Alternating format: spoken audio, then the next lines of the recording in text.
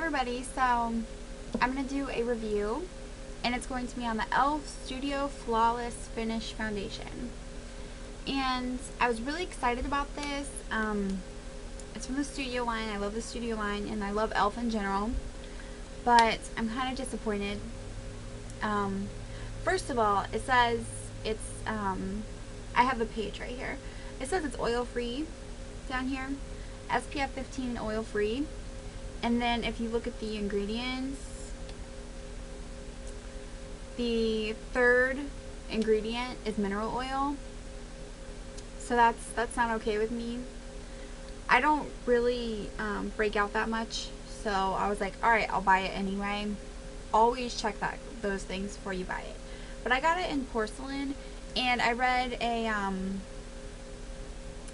a little review, because there's only like 2 reviews on it right now. I read a little review, and this girl said to make sure you buy a shade lighter than what you are.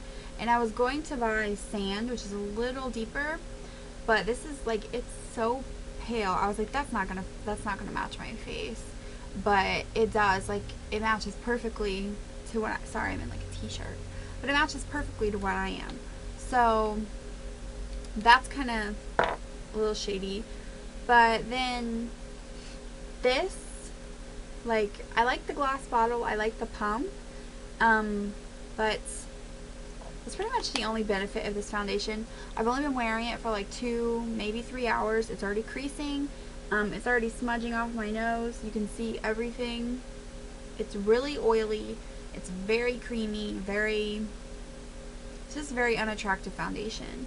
I mean, it has some coverage, but it basically all wears off, so it's kind of a waste of money. I mean, it's only $6, but personally, I feel that this is a waste of money.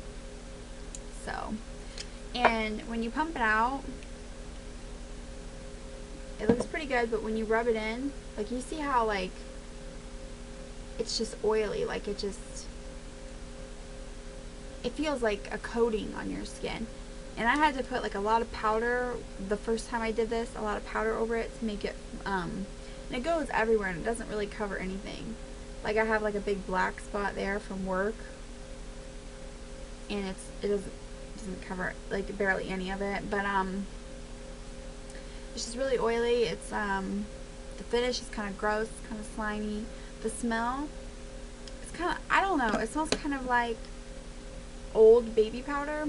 So it smells like baby powder. It's supposed to be, I don't know if it's supposed to be refreshing or not, but it smells like stale baby powder. Like, it's just not very, when I first opened it up, I don't know if it was a mixture of my brush, because I used a blemish powder on that brush, so it was a strong smell already on there.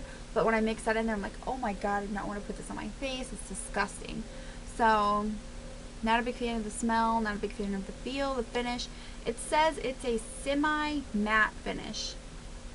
It's shimmery. And I don't like foundations that are shimmery. Like, it is very shimmery. You can see some, like, you probably can't see it on the camera, but I'm putting my hand in the light because I have 2 lights over here. It's just like beaming off of it. And you could see it like my nose. I don't highlight my nose at all. I get an oily T-zone, so I don't really highlight my forehead, but I look really oily right here, and I'm not oily right now. I look really oily here, I look really oily here, and on my chin. Like, there's nothing there, and I just look kind of gross.